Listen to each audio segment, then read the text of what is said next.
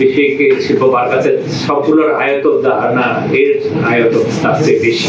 চালিকা শক্তি হিসাবে এই উত্তরবঙ্গ আরো এগিয়ে যাবে, এই প্রত্যাশা রাখি। সবাইকে ধন্যবাদ, কৃতজ্ঞতা জানাচ্ছি। আমাদের এই সিরাজগঞ্জ, আমি বিভিন্ন সময় আমার বক্তব্যের মাধ্যমে আমি জেলা প্রশাসন, বিদেশি উদ্যোক্তারাও এই শিল্প প্লটে বিনিয়োগ করতে পারে। বর্তমানটা অনেক সময় আসলে ঠিক থাকে না।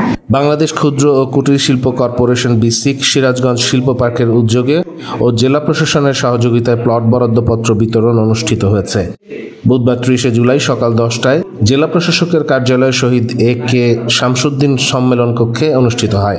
বিসিক শিল্প পার্ক সিরাজগঞ্জের প্লট বরাদ্দপত্র বিতরণ অনুষ্ঠানে প্রধান অতিথি হিসেবে উপস্থিত ছিলেন সিরাজগঞ্জ জেলা প্রশাসক মোহাম্মদ নজরুল ইসলাম। বিশেষ অতিথি হিসেবে উপস্থিত ছিলেন অতিরিক্ত জেলা প্রশাসক সার্বিক গণপতি রায়। অনুষ্ঠানে স্বাগতিক বক্তব্য রাখেন সহকারী মহাব্যবস্থাপক বিসিক জেলা কার্যালয়ের মাহবুবুল ইসলাম। অনুষ্ঠানে সভাপতিত্ব করেন আঞ্চলিক পরিচালক বিসিক আঞ্চলিক কার্যালয়ের রাজশাহীর জাফর বাইজিদ। আমন্ত্রিত অতিথি হিসেবে উপস্থিত ছিলেন বিএনপির নির্বাহী কমিটির সদস্য ও সিরাজগঞ্জ জেলা বিএনপির সাধারণ সম্পাদক সাইদুর রহমান বাচ্চু। এ সময় আরও উপস্থিত ছিলেন সিরাজগঞ্জ জেলা বিএনপির সহসভাপতি আলহাজ আব্দুল কাদের, এস মদিনা ফ্লাওয়ার মিলের মালিক মোহাম্মদ একাব্বর আলী আকবর সহ প্রিন্ট ও ইলেকট্রনিক্স মিডিয়ার সাংবাদিকবৃন্দ। উল্লেখ্য, বিসিক শিল্প পার্ক সিরাজগঞ্জের প্লট বরাদ্দপত্র বিতরণ অনুষ্ঠানে 72 জনের মাঝে প্লট মালিকের মধ্যে বরাদ্দপত্র বিতরণ করা হয়।